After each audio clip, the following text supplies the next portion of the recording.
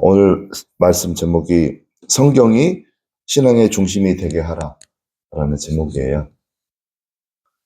이제 아까 이제 찬양에서도 보니까 어떤 피아 찬양 인도하시는 그 남자분이 인도하는 그 이동수 목사님이 인도하는 찬양 모임에 보니까 청소년들이 몇천 명 이렇게 모여 있는 것 같아요. 그래서 거기를 보니까 이제 대부분 청소년들이 많이 와 있고 이렇게 열정적으로 찬양하는 모습이 너무 좋게 보여요. 그래서 이제 보면은 신앙의 형태가 많은 사람들이 가운데 보면 여러 형태가 있어요. 신앙의 형태가. 특별히 이제 어떤 분들은 찬양 중심으로 신앙생활 하시는 분들이 있고 찬양이 중심이에요. 그분의 신앙. 그래서 찬양을 하고 이렇게 듣고 그럴 때 이렇게 깊게 충만하게 이렇게 들어가는 그런 분들이 있고 어떤 분들은 이제 기도 중심으로 하시는 분들이 있어요. 기도를 하면 이렇게 또 하나님의 뜨거운 은혜 가운데 이제 들어가고 또 하나님의 음성도 잘 듣고 그다음에 또 어떤 사람들은 이제 말씀 중심, 성경 중심인 사람이 있어요. 성경을 읽을 때 하나님의 음성을 잘 듣고 성경 안에서 하나님의 인도하심을 받는 그런 분들이 있어요. 근데 제일 좋은 거는 세 개가 다 같이 있는 게 제일 좋은 거예요. 세 가지가 이제 중요한 거는 균형을 잡는 게 중요해요.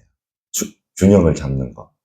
한쪽으로 치우치면 이렇게 뭐라고 해야 되나요? 한쪽으로 치우치면 이렇게 균형 있게 신앙생활이 잘하기가 힘들어요.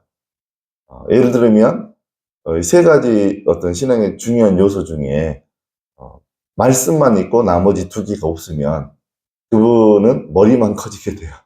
머리만 커지게 되고 비판하고 비난하고 남들을 이렇게 밑에 있는 사람들로 보고 이렇게 교만해질 가능성이 있고 예를 들어서 말씀만 보고 기도 생활을 않고 또 찬양 생활을 하지 않으면 그냥 멈춰 있어요.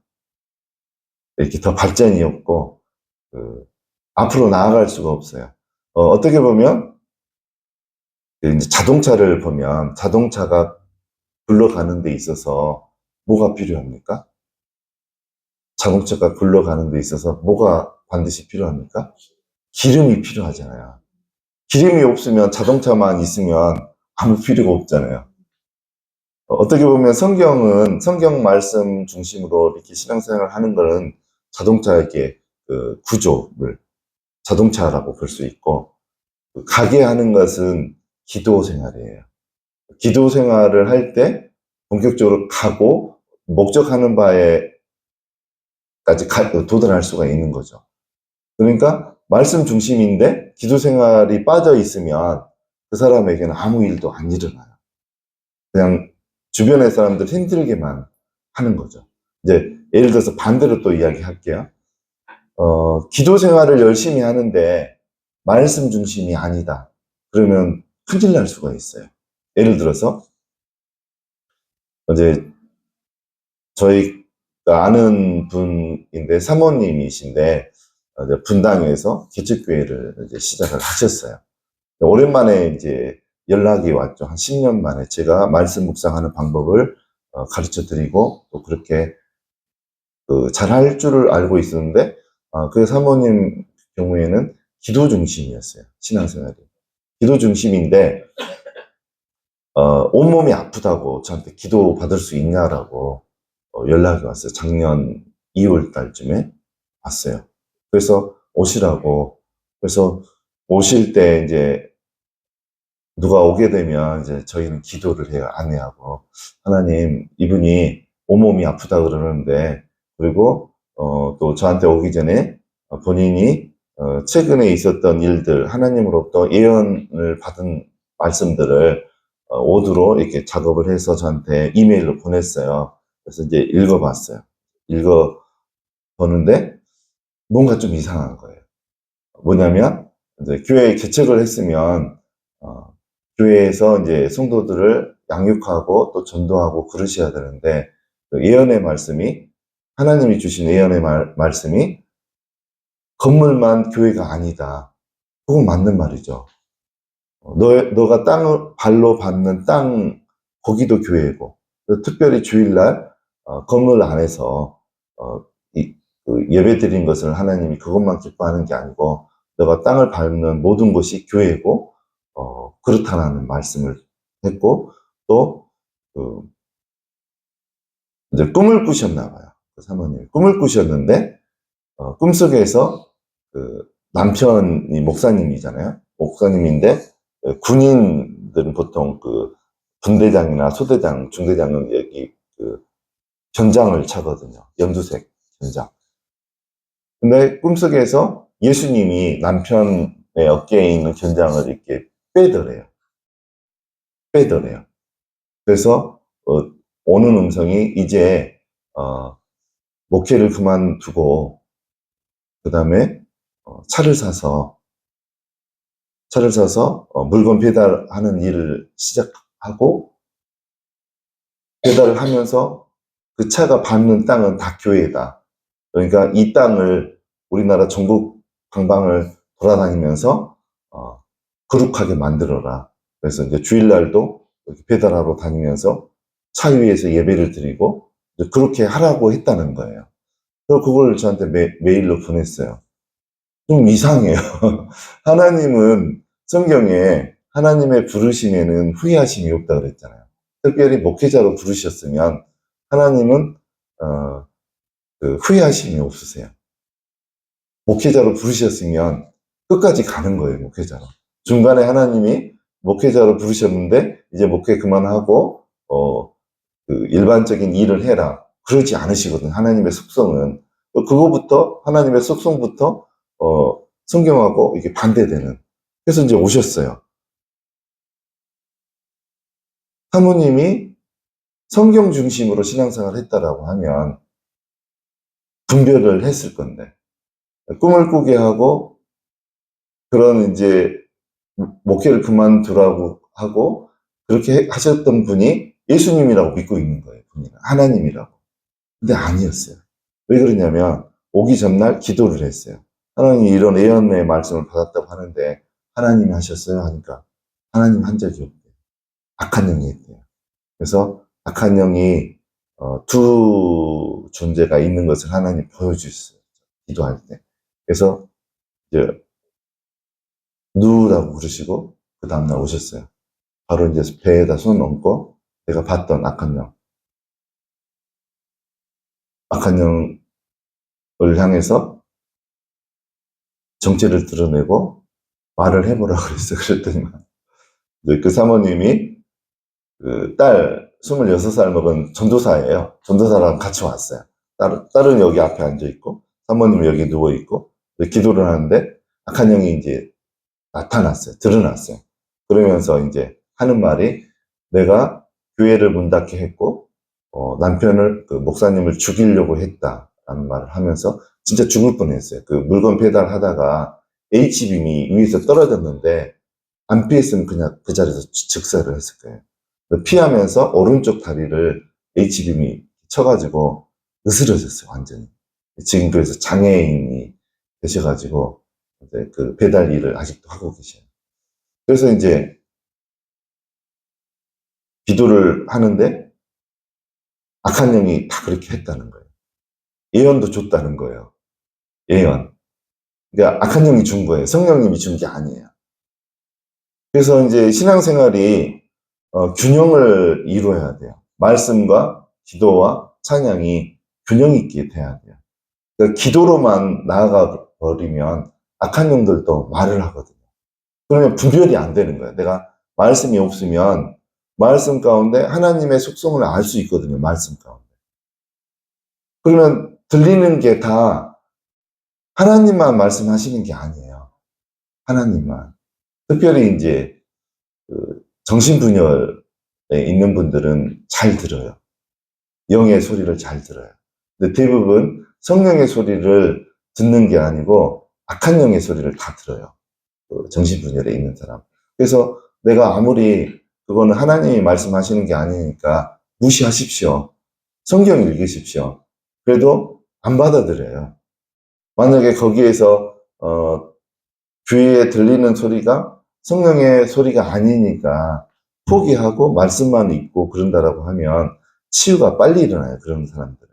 그래서 기도 중심으로만 신앙생활 하는 것도 위태할 수가 있어요.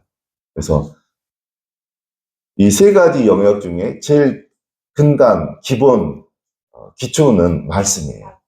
말씀이 돼야 돼요. 거기 위에다가 기도 생활과 찬양 생활을 같이 해야 되는 거예요. 한 50%는 저는 말씀 생활이 기초를 이루어야 된다고 생각해요. 그 위에 50% 정도는 기도 생활, 반드시 기도 생활을 해야 되는 건 맞죠. 근데 더 중요한 게 무언가 말하라고 하면 저는 말씀 생활이 더 중요하다고 봐요. 거기 위에다가 기도를 해야 돼요. 근데 말씀을 읽고 말씀을 통해서 하나님의 속성을 알아가고 성령의 인도하심을 받지 않으면 악한 영이 충분히 기도 시간에 악한 영도 말씀을 할 수 있고 말을 할 수가 있고 거짓 예언을 줄 수도 있어요. 그래서 특별히 이제 또 목회를 좀 늦게 시작하신 목회자분들은 이제 좀 빨리 교회를 성장시켜야 되고 그러는 마음이 있다 보니까 말씀은 시간이 걸리잖아요. 읽기 위해서는. 특히 말씀 묵상 중에 관주 큐티 하게 되다 보면 시간이 2시간 이상씩 걸려요. 관주 큐티 하게 되면. 그러면 빨리 교회를 성장시켜야 되는 그 조급함 때문에 쉽게 말씀을 깊게 이렇게 읽지를 못해요.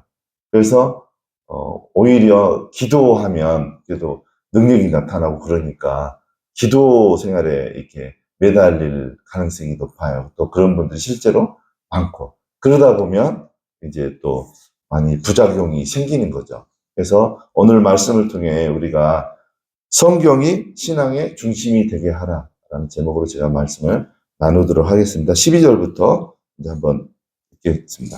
12절 읽겠습니다. 무릇 그리스도 예수 안에서 경건하게 살고자 하는 자는 박해를 받으리라. 여기 이제 경건하게 살다라는 표현은 쉬운 성경에 보면 하나님의 뜻대로 산다라는 말로 쉬운 성경에서는 그렇게 기록이 돼 있어요. 번역이 돼 있어요. 그래서 하나님의 뜻대로 살려고 하는 하나님의 자녀들은 그 핍박을 받는다.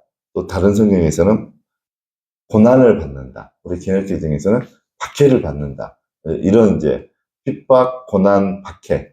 하나님의 뜻대로 살려고 하면 당연히 이제 그게 있죠. 제가 이제 군대 생활할 때 군대에 있을 때는 가끔씩 그 술을 먹을 시간이 있어요. 뭐 예를 들어서 그 대대 측정이 있다. 그러면 이제 중대별로 이제 겨루는 항목들이 있어요. 뭐 줄다리기도 있고 축구도 있고 뭐 1년에 한 몇 번 하죠. 대대 측정.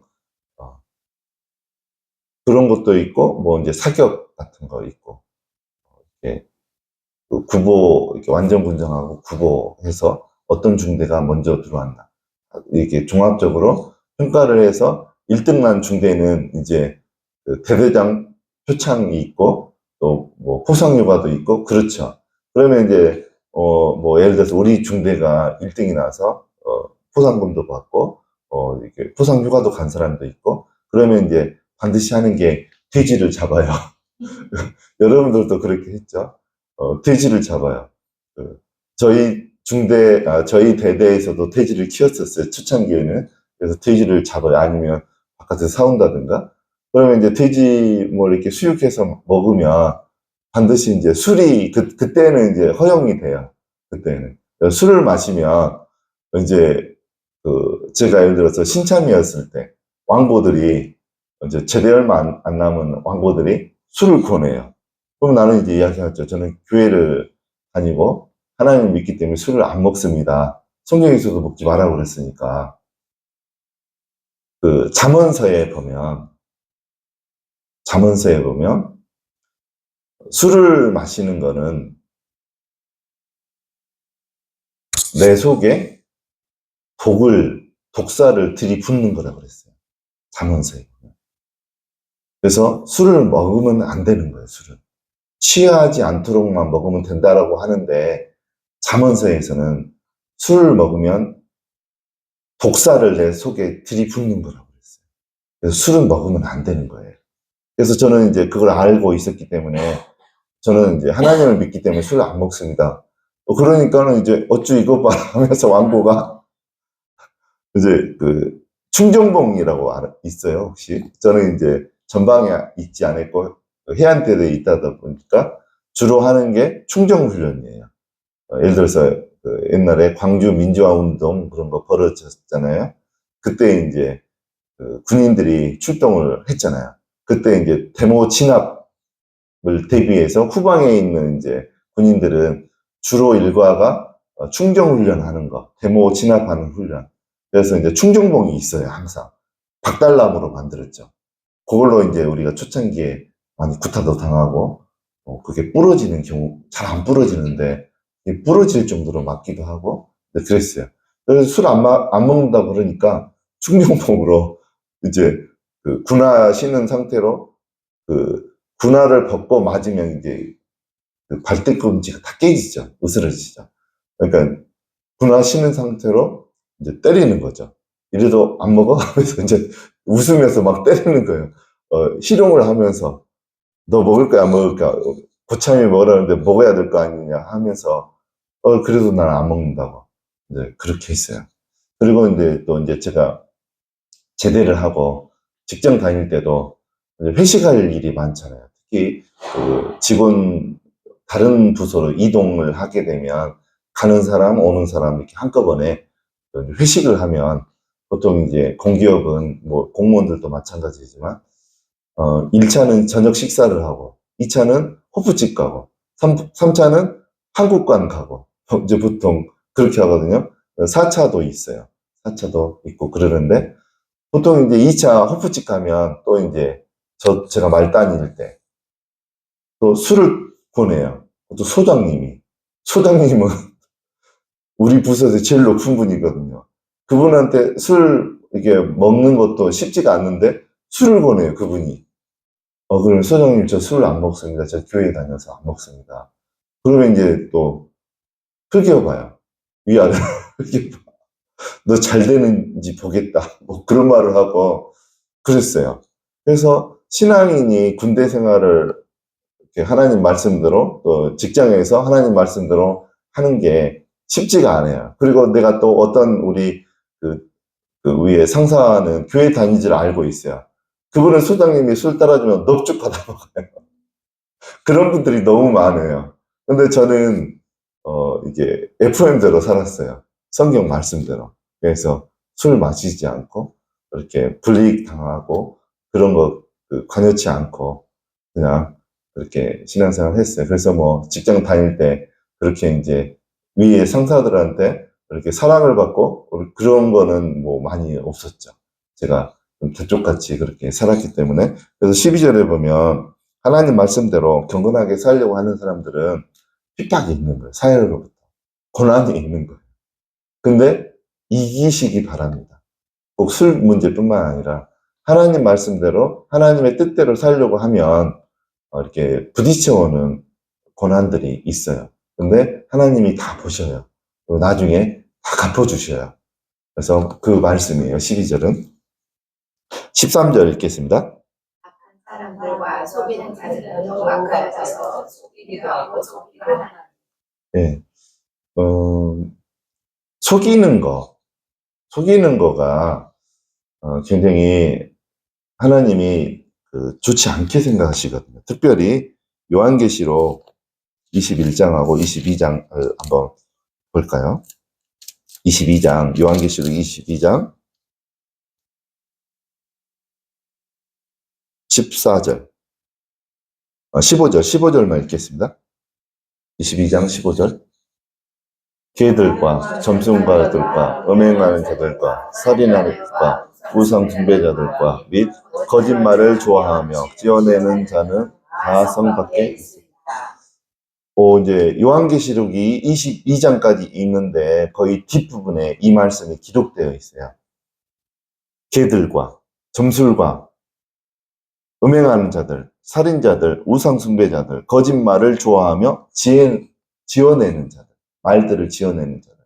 그러면 거짓말을 좋아하며 말들을 지어내는 사람들 중에 성도들이 있을까요? 없을까요? 많이 있어요. 그런 사람들은 성 밖으로, 천국으로 못 들어간다는 소리예요. 이건 제 말이 아니고 요한계시록에서 말하는 성경 말씀. 그래서 우리는 뭐 선의의 거짓말은 해도 된다라고 하는데 선의의 거짓말도 하면 안 되는 거예요. 하나님이 싫어하세요. 특별히 여기 22장 15절에 보면 개들, 점술가들, 음행하는 자들, 살인자들, 우상 숭배자들, 거짓말을 좋아하며 말들을 지어내는 사람들은 사탄의 종들이에요. 사탄의 종들이에요. 하나님을 믿는 사람들은 이거를 하지 않죠. 다시 이제 돌아가서 그래서 악한 사람들과 속이는 자들은 더 악하여지고 속이기도 한다라고 합니다. 그래서 이제 사람을 우리가 속이면 안 돼요. 특별히 이제 어제도 저희 아내가 간증을 했지만 저희 아내가 어린이집 운영을 10년 넘게 했는데 이제 그 돈이 들어오는 게 이제 본인 부담금, 필요 경비라고 하죠. 본인 부담금이 들어와요. 그러면 그것을 마음대로 쓸 수 있는 게 아니고 그게 이제 아이들 그 영어 교육이라든가 무슨 현장 체험이라든가 그런 교재를 사고 경비로 써야 돼요. 남으면 안 되는 거예요. 그 돈이 다 써야 돼요. 근데 이제 보통 영어 교육을 하게 되면 이제 그 업체랑 계약을 하죠. 아이들이 이제 대상자가 20명인데 한 달에 얼마씩 계약해서 1년 동안 하겠습니다. 그러면 이제 보통 한 명당 이렇게 해가지고 하면 경비가 한 40만 원 들어간다고 하면 이제 그분들이 먼저 제안을 해요. 40만 원으로 영수증 끊어줄 테니까 그 20만 원에 하자고. 그래서 20만 원 되돌려 주겠다고. 이제 그 계약을 따내기 위해서 먼저 그분들이 하거든요. 근데 우리는 이제 아까 방금 읽었던 거짓말 하는 자는 성 안으로 못 들어간다고 하잖아요. 그걸 알고 있기 때문에 우리는 그렇게 안 한다고 그랬어요. 그러니까 그 업자가 뭐라고 하냐면 교회 다니는 사람들도 다 하던데요. 원장님들이. 큰일 난 거예요. 큰일 난 거. 어린이집 원장님들이 교회 다니는 사람들이 많아요. 근데 이중 계약을 하는 거예요. 이중 계약. 어제 그 말씀이 어디에 있었나요? 어제 그 말씀이? 올라와 있어요. 제 거 거기, 저기 예, 목사님.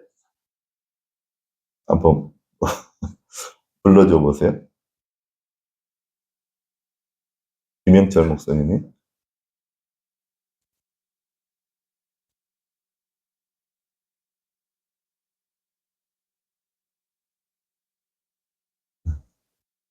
아니, 개인적으로 올리시죠. 개인적으로.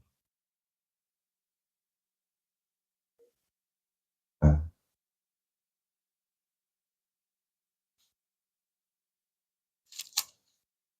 신명기 25장.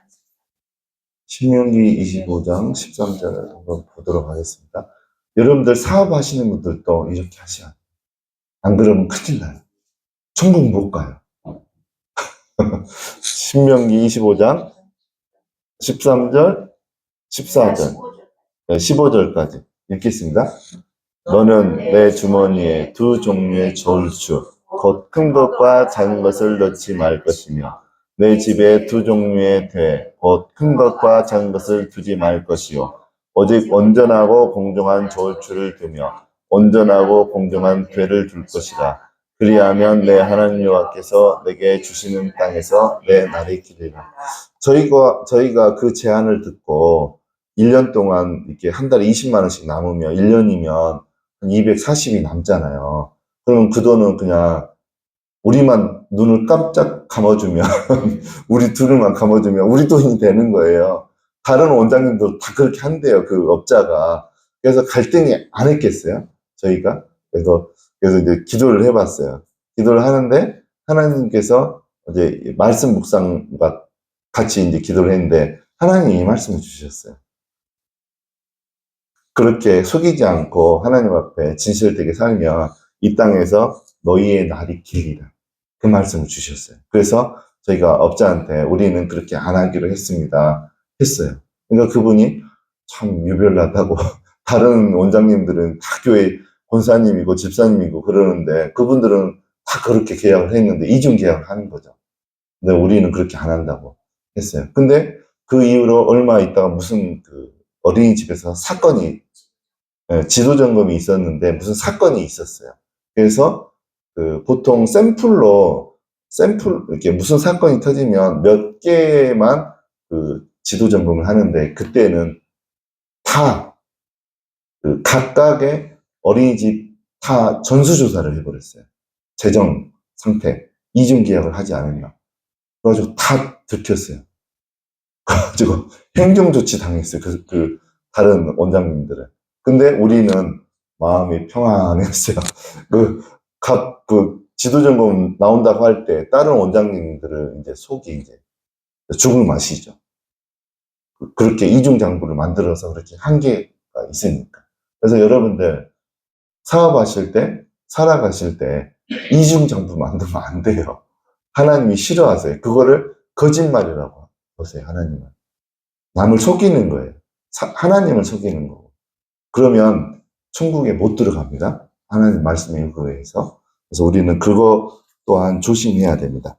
그 다음에, 그래서 사람들은 속이고 살아요.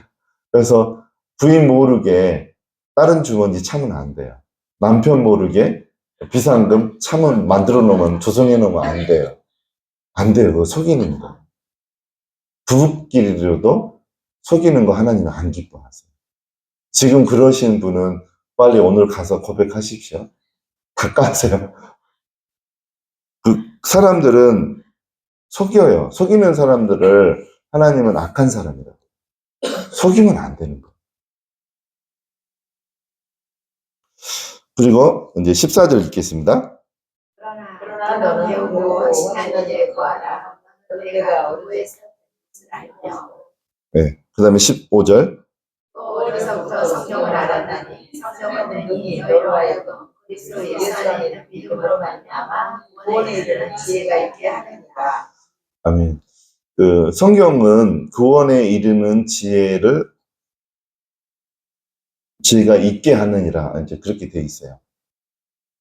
아까 읽었던 요한계시록 22장에 보면 개들과 우상숭배자들과 점술가들과 음행하는 자들과 그 다음에 거짓말하는 자들은 성 밖에 있게 될 것이다 라는 말씀을 했어요. 이런 말씀을 성경을 통해서 알 수가 있는 거죠. 그러니까 이제 제가 속했던 교회, 제가 이제 어렸을 때부터 다녔던 교회는 보수적인 교회였어요. 그리고 항상 구호를 외치는 게 우리 교회는 성경 말씀 중심인 교회다. 그렇게 했어요. 그래서 이제 자부심을 스스로 갖는 그런 이제 자존감이 높았던 교회고, 이제 시골 면 단위에 있는 교회 치고는 좀 큰 교회였어요. 한 300명 정도, 이제 그런 농촌 지역이었는데, 그래서 주로 하는 이야기가 우리 교회는 성경 말씀 중심인 교회다. 말씀 중심인 교회다. 그런 이제 자부심을 했던 교회였어요. 근데 이제 보통 예수교 장로교회가 대부분 그래요. 예수님을 구주로 영접하면 구원은 따놓은 당상이다. 그래서 죽어도 천국 가고 이제 어떤 일을 당해도 천국 간다. 맞는 말이죠. 근데 아까 요한계시록 22장 아까 몇 절이었나요? 그런 말씀들은 안 가르치는 거예요. 거짓말을 하면 천국 못 갑니다. 그 말은 안 가르치는 거예요. 그다음에 우상 숭배하게 되면 천국을 못 갑니다. 그다음에 우상 숭배가 꼭 부처님한테 절하고 그다음에 뭐 이게 그 무속 신앙을 갖고 그런 것만이 우상 숭배가 아니에요. 하나님보다 더 시간을 많이 들여서 더 많이 생각하고 더 내 마음속을 붙들고 있는 것들은 다 우상인 거예요. 사람들은 그걸 모르는 거예요. 성경 읽으면 하나님이 다 가르쳐 주세요. 그런 사람들도 아까 요한계시록 22장 15절에 성 밖에 있겠다라고 하잖아요. 있을 것이다라고. 그래서 성경을 읽게 되면 구원을 이룰 수 있는 지혜, 그런 지혜를 얻게 돼요. 요한계시록 22장 15절이 그런 지혜죠. 그 다음에 요한계시록 21장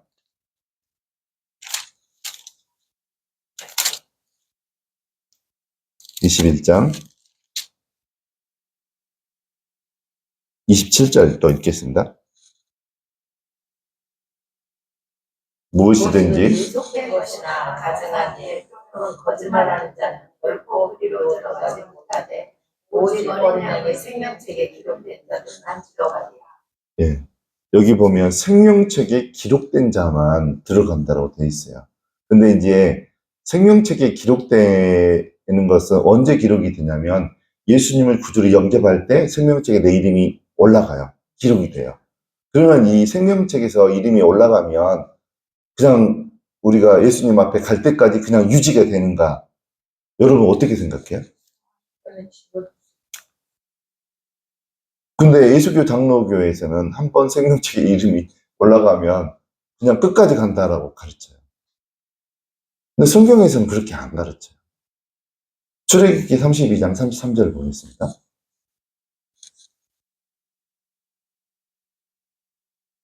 네, 읽겠습니다. 여호와께서 모세에게 이르시되 누구든지 내게 범죄하면 내가 내 책에서 그를 지워버리리라. 여기 책은 생명책을 의미해요. 누구든지 모세 포함해서 누구든지 범죄하면 생명책에서 이름을 지우신다는 거예요.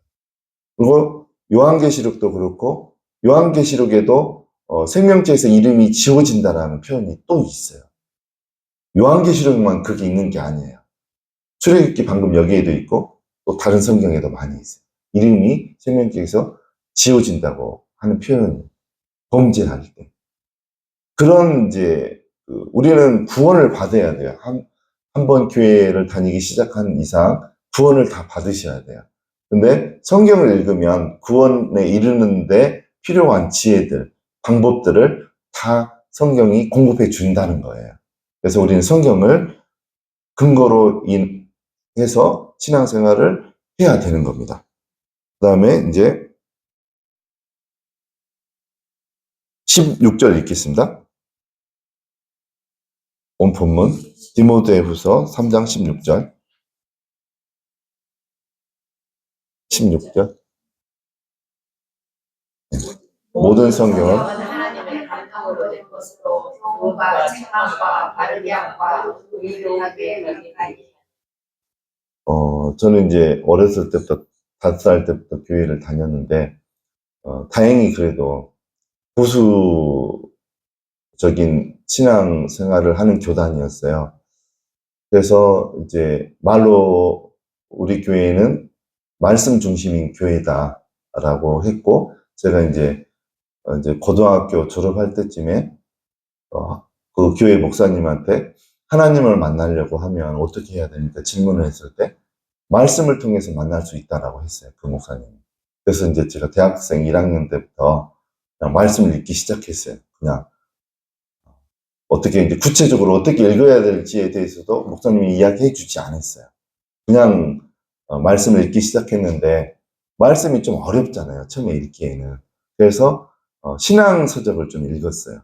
그래서 그때 이제 신앙서적 제가 감명 있게 읽었었던 책이 이제 김진홍 목사님의 새벽을 깨우리로다. 뭐 이제 그런 책을 읽을 때 거기 안에 간증도 들어있잖아요. 그러니까 너무 재밌잖아요, 책이. 읽다가 보면 간증책이지만 성경 말씀이 인용이 가끔씩 되거든요. 그럼 너무 이제 재밌는 상태에서 간증을 듣다가 말씀을 보니까 말씀이 굉장히 와닿잖아요. 그래서 그런 말씀만 또 이제 노트에 적기 시작했어요. 또 신앙서적 읽다가 말씀이 나오면 또 적고.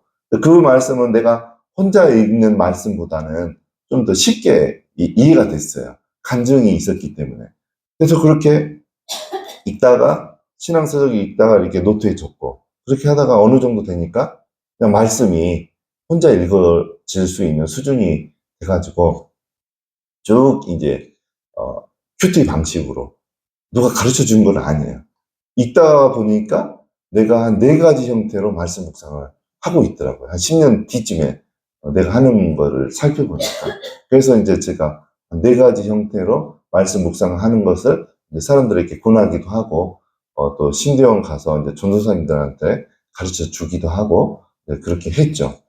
근데, 지금 16절은 굉장히 중요해요. 신앙생활 할 때 이게 빠진 사람들이 더 많은 것 같아요.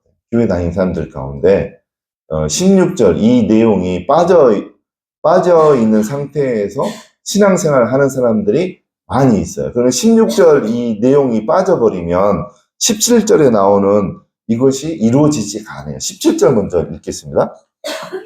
너는 하나님의 사람으로 온전하게 하며 모든 선한 일을 행하는 능력을 하리라. 하나님의 사람으로 온전하게 해줘요. 뭐가요? 성경이. 하나님의 사람은 하나님의 자녀들을 의미해요. 목회자 포함해서 하나님의 자녀. 그러면 여기에서 온전하다라는 말은 내가 많이 설명을 했잖아요. 여기에서 온전하다라는 말은 흠이 없는, 온전한, 완전한. 헬라어, 이제, 그 구약 히브리어로 말하면 탐임이겠죠. 네, 헬라어로는 아르티오스예요. 아르티오스. 흠이 없는, 결점이 없는. 흠이 없는 결점이 없게 해주는 것은 성경이라는 거예요. 찬양이 아니에요. 기도가 아니에요. 오직 성경으로만 우리 속에 있는 흠과 결점이 제거가 되어지는 거예요. 보세요. 디모데후서 2장 20절에서 21절 읽겠습니다. 큰 집에는 큰 그릇과 은 그릇뿐 아니라 나무 그릇과 질 그릇도 있어 귀하게 쓰는 것도 있고 천하게 쓰는 것도 있나니 그러므로 누구든지 이런 것에서 자기를 깨끗하게 하며 이 쓰는 그릇이 되어 거룩하고 주일에 쓰심에 합당하며 모든 선한 일에 주의하게 되리라. 네, 여기 모든 선한 일에 준비가 된다는 말이 방금 그 3장 17절에 또 반복이 되어지는 거예요. 그래서 하나님이 어떤 사람들을 크게도 쓰시는 분이 있고 작게도 쓰시는 분이 있어요. 우리들도 하나님으로부터 귀하게 쓰임을 받으셔야 돼요, 다. 근데 어떤 사람은 하나님이 크게 쓰고 하나님은 금그릇으로 쓰고 어떤 사람은 나무 그릇으로 질그릇으로 쓰시는가, 얼마나 깨끗해졌는가에 따라서, 얼마나 거룩해졌는가에 따라서 하나님이 크게 쓰시는 거예요. 그 말이에요. 얼마나 내 속에 하나님의 속성이 아닌 하나님의 성품을 닮지 않은 마귀의 성품을 많이 갖고 있어요, 사람들이. 마귀의 성품. 그래서 마귀의 성품이 어떤 거냐면 3장 2절부터 나와요. 3장 2절부터 4절까지. 디모데후서 3장 2절부터 4절. 읽겠습니다. 사람이 자기를 사랑하며 돈을 사랑하며 자랑하며 교만하며 비방하며 부모를 거역하며 감사하지 아니하며 거룩하지 아니하며 부정하며 원통함을 끊지 아니하며 모함하며 절제하지 못하며 사랑하며 선한 것을 좋아하지 아니하며 배신하며 조급하며 자만하며 회라가 살아가기를 하나님 사랑하는 것보다 더하며 네, 여기 끝. 네. 5절도 한번 읽어볼까요? 경건의 모양은 있으나 경건의 능력은 부인하니 이 같은 자들에게서 네가 돌아서. 예, 지금 3장 2절부터 5절까지 내용의 말세에 이런 사람들이 더 많이 나타난다는 거예요. 그러면 2절부터 5절 내용을 보면 이분들이 교회 바깥에 있고 교회 안에는 이런 사람이 없다라고 볼 수가 없어요. 교회 안에 이런 사람들 얼마나 많은지 아세요? 교회 안에도 이런 사람들이 얼마나 엄청 많아요. 아멘. 그렇다는 거예요. 실은 그 교회 안에 문제를 일으키는 사람들은 2절과 5절 사이에 나오는 이런 어떤 것으로 가득 차 있는 사람들 때문에 교회가 어려워지는 거예요. 비난하고 교만하고 자랑하고 무정하고 원통함을 풀지 않고 한번 교회에서 성도들끼리 부딪히면 죽을 때까지 원한을 풀지 않고 하나님이 기뻐하지 않고 특히 2절에서 5절 사이의 그 성품은 마귀의 성품. 이거가 깨끗해지는 거가 가능하거든요. 근데 말씀 중심으로 신앙생활을 하지 않으면 이게 가능해지지 않아요. 이게 제거가 안 돼요. 그래서 전에 이제 지금은 다 저희 교회 성도들이 다 이렇게 새로운 사람들만 다 오셨는데 이전 개척해가지고 얼마 안 됐을 때 100% 이런 사람들로 가득 차 있었어요. 저희 교회 안에. 얼마나 제가 힘들었겠습니까? 제 머리 꼭대기 위에 있어가지고 오히려 나를 이렇게 지시를 하고 자기 마음대로 안 됐을 때 털어져가지고 난리를 치고 교회 안에서 너무 힘들었어요. 근데 하나님이 싹 물갈이를 해주셔서 저는 너무나 감사를 드리죠. 그때는 제가 능력이 없어가지고 감당이 안 됐어요. 지금은 이제 그런 사람이 와도 감당이 돼요. 저는. 그래서 여기 2절에서 5절까지의 이런 사람들은 교회 밖의 사람들이 아닌 거예요. 교회 안의 사람들이고 왜 그렇게 됐을까? 성경 중심으로 신앙생활을 하지 않았기 때문에. 왜 그러냐면 성경 중심으로 신앙생활을 하게 되면 성경이 한 4가지 일을 행해요. 오늘 보면 3장 16절에 가겠습니다. 이런 4가지 일을 성경이 기능을 해요.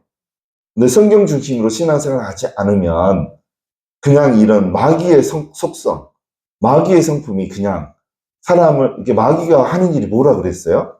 도둑질하고 죽이고 멸망시키는 거잖아요. 요한복음 10장 10절에 딱 그 일을 해요. 성도들이. 죽이고 멸망시키는 거. 너 죽고 나 죽자예요. 같이 멸망하자는 거예요. 딱 하는 거 보면. 근데 그런 성품이 어떻게 벗겨질 수 있는가? 성경으로만 벗겨질 수 있어요. 하나님이 성경으로 이런 4가지 일을 통해서 벗겨내요. 보겠습니다. 16절에 교훈과 책망과 바르게 함과 의로 교육할 때 그런 속성들이 벗겨지는 거예요. 요한계시록 22장 아까 하나님 성 안으로 들어가지 못하는 사람들, 개들과 음행자들과 우상숭배자들과 음란한 자들과 음행하는 자들, 그다음에 거짓말로 말들을 지어내는 사람들, 그런 사람들도 성경 중심으로 신앙생활을 하게 되면 원상태로 좀 하나님 쓰시기에 합당한 사람으로 바뀌어질 수가 있어요. 근데 신앙생활을 해도 성경은 던져놓고 기도 중심으로만 해버리면 위험하다 그랬잖아요. 성령의 음성으로 자기는 듣는다라고 자기는 예언기도 잘한다라고 생각하는데 들어보면 하나님의 속성에서 이게 많이 떠나 있고 예언의 말씀이 그 다음에 말씀에서 하나님이 말씀하시는 하나님의 부르심에는 후회하심이 없다 그랬는데 하나님이 목회 그만두라고 그랬다. 말이 안 되는 거잖아요. 위험성이 있어요. 성경 중심으로 신앙생활을 하지 않게 되면. 그래서 이제 하나님은 성경을 통해서 끊임없이 우리를 교훈을 해요. 교훈. 가르쳐요. 우리를 가르쳐요. 구체적으로 어떻게 가르치냐면 시편 80편 12절 13절 이렇게 가르쳐요. 읽겠습니다. 주께서 어찌하여 나무시사 길을 지나가는 모든 이들이 그것을 따게 하셨나이까.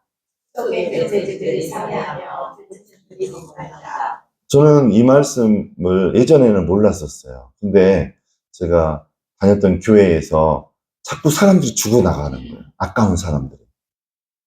중학생, 학생이 갑자기 급성백혈병으로 여학생이 갑자기 죽었어요. 내가 아는 분의 딸인데.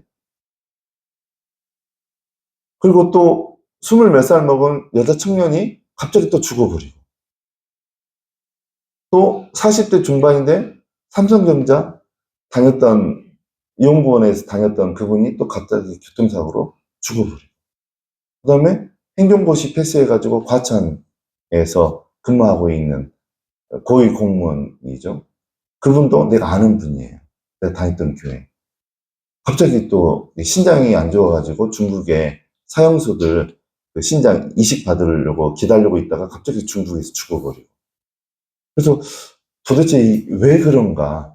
왜 죽나? 이렇게 하나님한테 계속 질문했을 때 하나님 주셨던 말씀이에요. 들짐승들, 멧돼지와 들짐승들이 생명을 앗아간 거예요. 그럼 왜 그런가? 12절에 보면 하나님이 담을 허셨기 때문에, 울타리를 하나님이 거두셨기 때문에. 우리는 보통 어떤 안 좋은 일이 벌어지면 하나님을 원망해요. 근데 하나님이 하시는 일은 사람들이 범죄할 때 울타리를 거두어 버리세요. 그래서 멧돼지들이 들어와서 생명을 해하고 병이 걸리게 하나님이 허락하는 거죠. 하나님이 죽이시는 게 아니에요.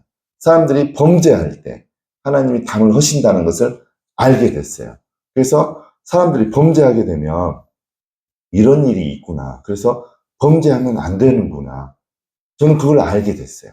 그래서 이것을 확장해서 제가 적용을 해보니까 우리나라 어떤 도시들 가운데 일어나는 불행한 일들 다 여기 안에 연결되어 있어요.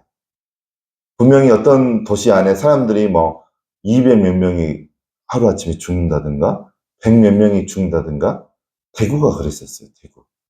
그래서 저는 원인이 대구가 하나님 앞에 범죄한 게 있구나.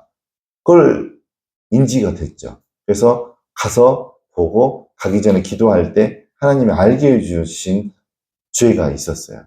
그래서 그것들을 제가 가지고 대구에 가서 기도하고 그럴 때 원인이 제거가 되어지고 죄가 회개를 통해서 죄 문제가 해결이 되었을 때 그 대구에 일어났었던 많은 사람들이 죽었던 그런 일들이 이제 일어나지 않게 하겠다라고 하나님이 약속을 해주셨어요. 그래서 진짜 그 뒤로 하루아침에 대구에서 사람들이 10명 이상 죽는 일들이 멈췄어요. 그래서 이렇게 어떤 세상 돌아가는 일 가운데 일어나는 사건들을 통해서 하나님이 성경하고 연결 지어질 때 하나님이 세상의 원리들을 알게 해줘요. 우리를 교훈시켜요. 가르치는 거죠. 성경에는 그 기능이 있어요.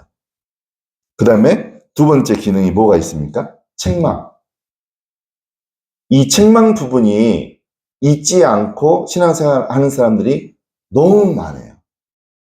이 책망은요, 목사님들도 못해요. 목사님들도 성도들에게 당신 거짓말을 하고 있으니까 지옥 가니까 하지 마십시오. 거짓말. 그러면 눈 부라리면서 교회 나가요.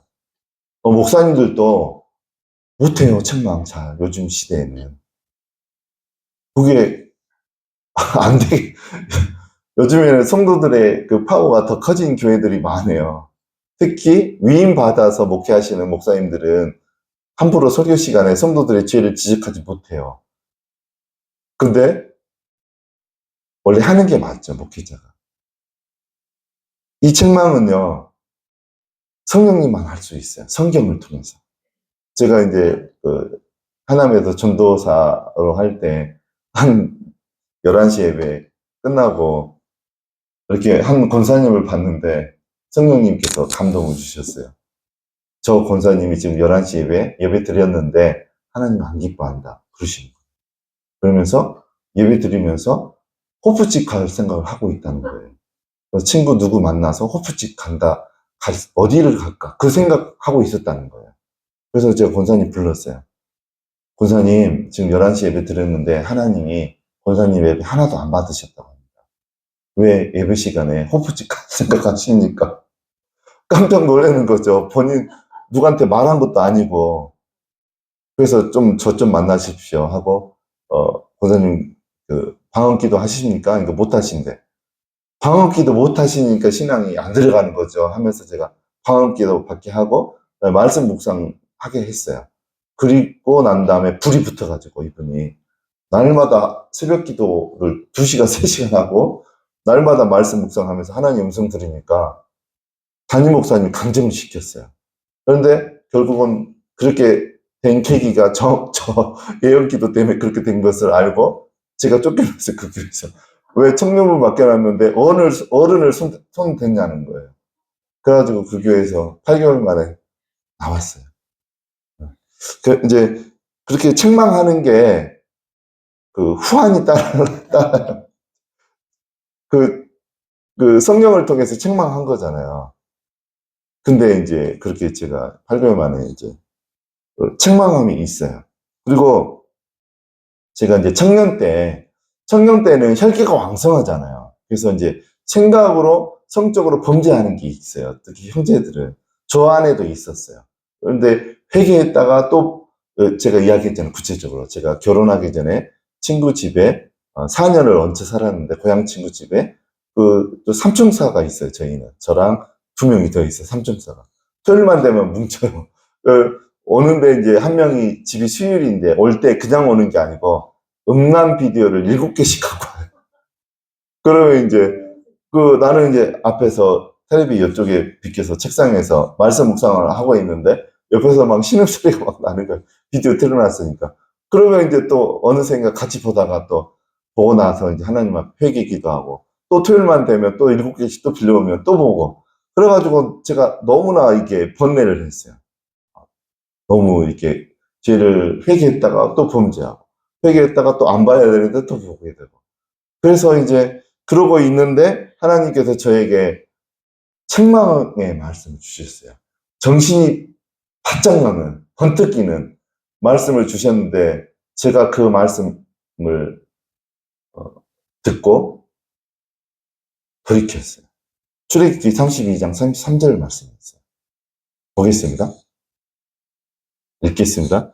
여호와께서 모세에게 이르시되 누구든지 내게 범죄하면 이 말씀을 읽는데 온몸이 부들부들 떨렸어요. 하나님 다 보고 계시잖아요. 제가 일주일 동안 이렇게 회개했다가 또 토요일 날만 되면 또 같이 보고 있고 생명책에서 내 이름을 지우신다 하잖아요. 얼마나 놀랐으면 제가 그 자리에서 이 말씀을 읽다가 울었어요. 너무 무서워가지고 두렵고 떨리고 한 2시간을 울었는 것 같고 그 다음에 제가 방석 위에서 울었는데 콧물, 눈물 다 흘렸어요. 그래서 진짜 방석을 짜면 바가지로 한 바가지 나올 정도로 울었어요. 진짜 심각하게.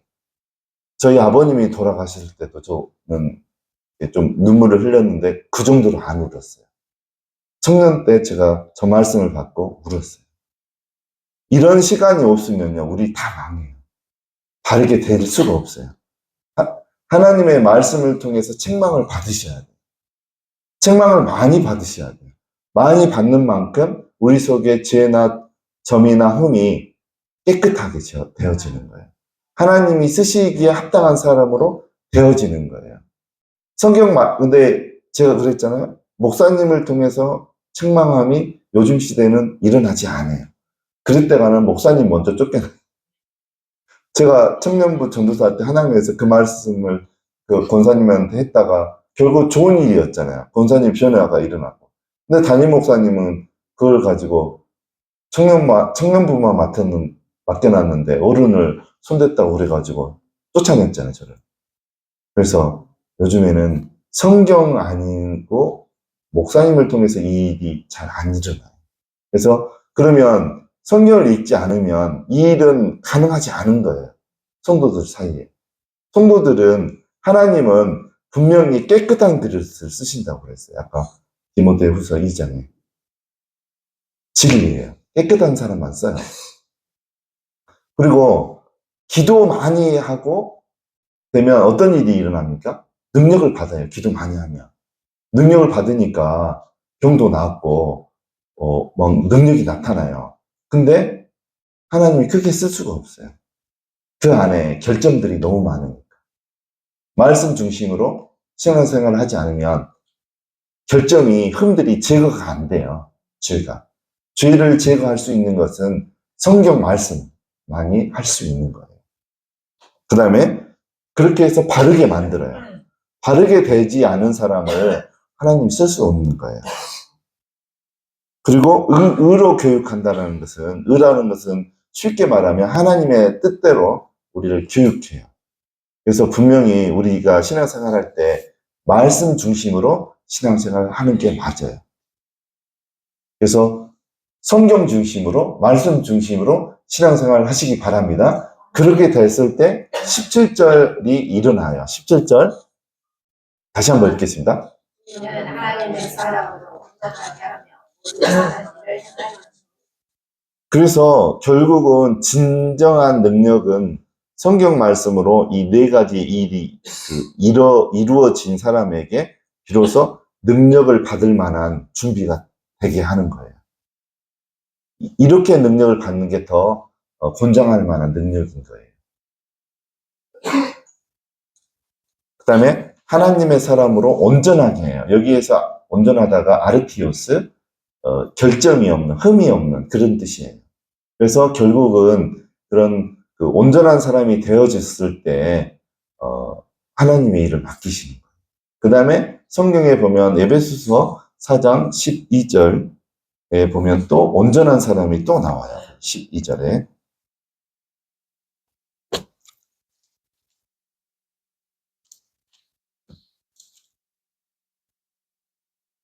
(12절) 읽겠습니다. 이는 성서를 온전하게 하여 목사에 하게 하며 그리스도의 몸을 세우시며 여기 이제 11절에 보면 11절도 읽겠습니다. 그가 어떤 사람은 사도로 어떤 사람은 선지자로 어떤 사람은 교사로 어떤 사람은 목사와 교사로 이제 여기 11절에는 5가지 사역자가 나와요. 이 5가지 사역자를 하나님이 교회에 두신 이유는 성도들을 뭐하게 한다는 거예요? 온전하게. 여기에서 말하는 온전하다라는 것은 이제 어제 안 오신 분들이 많다 보니까 그 오프라인의 저장 그 하나만, 오프라인 저장 그 앞에 거, 네, 거기 두 번째, 네, 그거 제 크게 화면 크게 소리도 크게 하셔야 돼요. 와, 여러분이 마침 가슴을 보시냐?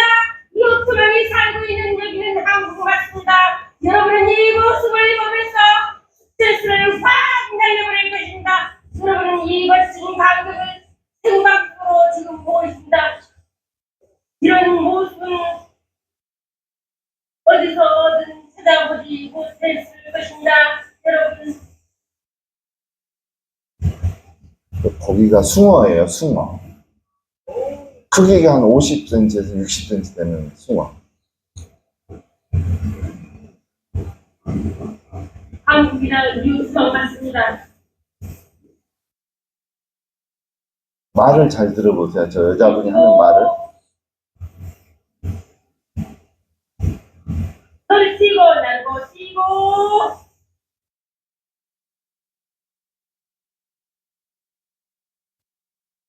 우리 다 깜빡했습니다. 이 우수한 껍딱지가 다 오면 것입니다. 여기까지. 그래. 저분이 2호라는 분이에요. 근데 부인이 지금 방송을 하는데 그 숭어가 아까 잡혔는데 튀어서 나가잖아요. 그물을 뚫고 그럼 빵꾸가 나요. 구멍이 나요. 근데 그걸 누가 꿰맬 거라고 하는 거예요? 2호 껌딱지가 다 꿰맬 것입니다. 그런 거예요. 그러니까 그물이 구멍이 나면 그거 가지고 고기 잡으면 다 빠져나가요. 구멍으로. 그러니까 부인인 자기가 그 구멍 빵꾸 난 데를 다 껌딱지가 꿰맬 것입니다. 그 말을 하잖아요. 제가 이거를 보여드리려고 그래요. 여기에서 에베소 4장 12절에 그 성도를 온전하게 하다는 것은 아까 방금 디모데후서 3장 17절에 나오는 그 온전한거하고 다른 단어예요. 아까 17절에 나오는 디모데후서 3장 17절에 나오는 온전하다, 이거는 아르티오스, 흠이 없는, 결점이 없는 그런 뜻이고, 에베소서 4장 12절에 나오는 온전한 사람, 성도를 온전하게 하다, 이제 오중 사역자들, 목사와 교사와 사도, 선지자, 복음 전하는 자들이 하는 온전함, 성도를 온전하게 하는 것은 뭐냐면 이것도 이루어져야 돼요. 아까 흠이 없는 그것도 이루어져야 되지만, 에베소 4장 12절도 우리 안에 이루어져야 돼요. 목회자들을 통해서. 어떤 거냐면, 4장 12절은 아르티오스라는 단어 썼어요. 아르티오스. 아니야, 카타르티죠. 카타르티모스. 카타르티모스는 이제 그 형용사고, 동사는 카타르티조예요. 카타르티조. 카타르티조가 그물을 깁다. 구멍을 메꾸다. 무슨 이제 어부들은 바다 나가서 고기 잡고 이제 들어오면 비가 온다든가 이렇게 좀 날씨 좋을 때 바람이 불 때는 바닷가에 가서 그물을 구멍 난 데를 이렇게 메꾸는 그거를 작업을 해요. 그렇지 않으면 구멍이 다 나가거든요. 그렇게 해서 에베소 4장 12절에 보면 봉사의 일을 하고 그리스도의 몸을 세우기 위해서 그런 오중 사역자들이 성도들을 온전케 한다는 거예요. 그래서 여러분들도 기도해보면요. 어떤 분 기도해보면 배로 하나님 보여주세요. 어떤 사람은 유조선으로 보여주고 어떤 사람은 전투함으로 보여주고 어떤 사람은 금은보화를 가득 실은 화물선으로 보여주시고 기도해보면 하나님 다 다르게 보여주세요. 근데 어떤 사람은 기도를 했는데 배가 엄청 커요. 근데 앞에 구멍이 뻥 뚫려 있어요. 그거 목회자를 통해서 메꾸어 주라는 소리예요. 하나님께서. 근데 그 구멍이 뭐냐면 죄일 수도 있고 상처일 수도 있고 또 본인이 짓지 않은 모르는 어떤 상처일 수도 있어요. 아버지나 할아버지 윗대에서부터 내려오는 그 메꾸어지지 않은 어떤 그 죄. 그것들을 수선하는 거가 카타르티조예요. 그러니까 그런 구멍이 메꾸어지지 않으면 고기를 잡을 수 없는 거예요. 다 빠져나가요. 그래서 우리는 부지런히 상처 치유 받으셔야 돼요. 목회자가 그 일을 해야 되는 거죠. 근데 여러분들 목회자가 상처 치유해준 교회를 가보셨습니까, 여러분들? 해주면 좋은데 그 상처 치유를 해줄 수 있는 내적 치유를 해줄 수 있는 그런 목회자분들이 많지가 않아요.